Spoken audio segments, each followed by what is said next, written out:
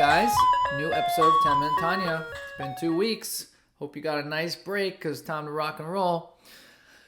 We talked about a lot of things, and today we're going to talk about something juicy and exciting, which makes you understand yourself better. Everyone likes to hear about how great you can be. But what really gets people excited, I find, is hearing why they're so terrible. Yes, there's a reason for that. And guess what? It's your nature to not be that great. And the whole struggle here is to become better. But when you do falter, you have to understand why. And that is one of the main concepts of Tanya, understanding why you are pre-programmed to struggle. That's right, ladies and gentlemen. Anyone who grew up in yeshiva and was told that they're supposed to be this big, great tzaddik is very misled, because that is not how you are programmed. Now, we talked about there being two sides of a Jewish soul. There's the godly soul and the animal soul. We talked about this a lot very early on.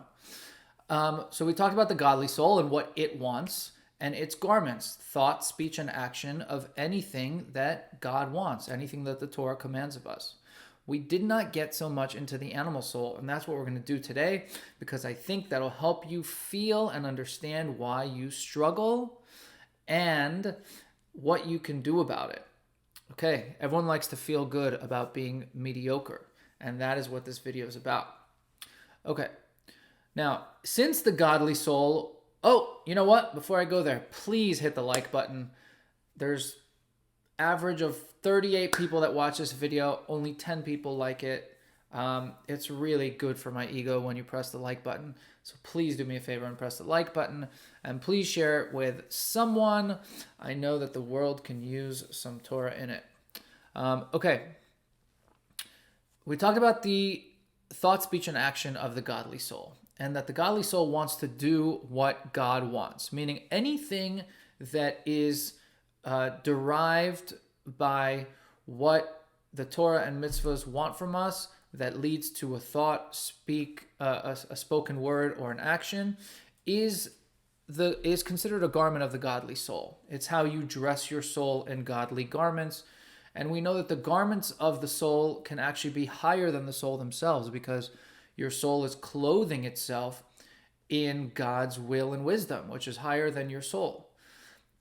Now, what are the thought, speech, and action of the animal soul? Well, think about an animal. An animal just cares to fulfill its own desires, its want and need, and doesn't really take anything into consideration. If an animal is hungry, it eats. It just does what it wants to do to feed the beast all the time. And that's sort of how the animal soul works, right? So anything that is, let's call it evil for right now. It doesn't mean murder, but it means anything that is not in line with what God would want you to be doing.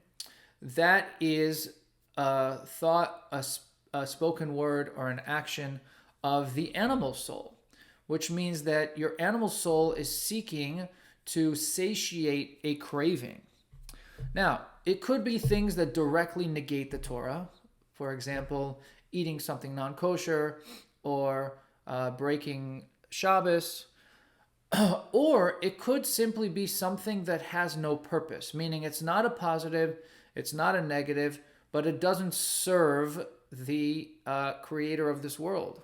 Meaning you could just be sitting idly and not speaking negative about someone, not transgressing anything, but you're just doing nothing positive.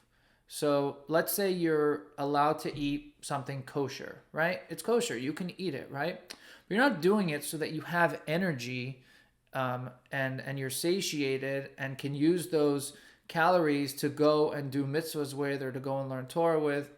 You're not doing it for that. You're doing it because you just love donuts and you want to eat 12 donuts. You know who I'm talking to right now. And yes, this is your shout out. If you can do that, you can't justify that 12 donuts allows you to, learn better because you ate 12 donuts. If you took a break from learning for a minute, had a donut, and came back, you could justify that, hey, that donut was kosher. I made a bracha on the donut, and now I use that to enhance my learning. And that is permissible, and that is using your action of your godly soul for something positive. If you just go to eat 12 donuts for no reason, you're still doing the same action. But the animal soul is taking over now and saying, because remember, there's this constant struggle of like, who's going to win the war, right? There's two mayors. Which mayor is going to dictate what happens in the city? The animal soul's mayor is saying, I just want to eat these just because they taste good. And there's no real purpose in that, right? That doesn't line up with what God wants me to be doing. That's me just being gluttonous. So the chokhmah bina dat, the wisdom, knowledge, and understanding, or wisdom, understanding, and knowledge, all the emotive attributes that the godly soul has, the animal soul has as well, because one thing was made to correspond to the other.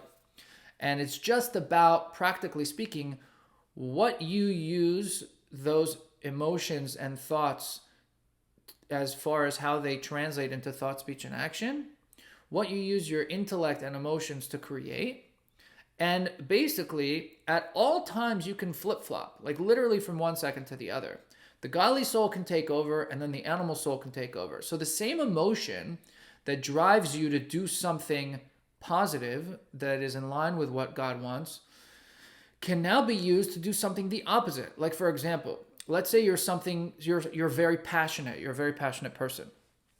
You could be passionate about going out and giving charity, right? And that fires you up and fuels you to go do something in an amazing way. And you go and set up a whole campaign, you raise a bunch of money, and you do a great thing, right? That same passion can be used to do a whole bunch of inappropriate things, right? So it's not like passion is good or passion is bad. It's about how you choose to utilize it. Now, how you choose to utilize your faculties is literally Chassidus 101. Because the understanding that we have to have here is that we are both at all times. Because we're not tzaddikim, we weren't made righteous, we're not rishaim, hopefully, we're not wicked.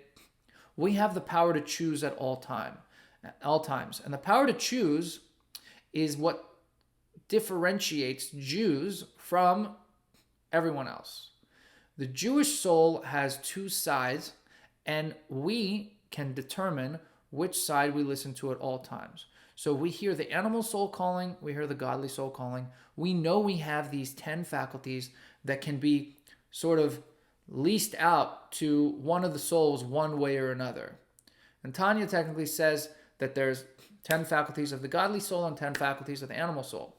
I like to think of them as 10 faculties, period, that are just being borrowed by one soul, one part of the soul, to determine what thought, speech, and action is going to come as a result of that. Now, with Jews, the reason we have this ability is because our animal soul is not fully impure. It's made of something called klipa noga, the rind or the peel of noga. We talked about this before, but I'll touch on this a little bit, and we'll talk a lot about it in the next video. But basically, everything in the world that's physical had to be created by one of these shells because it hides the godliness in it. And we'll talk about this more later.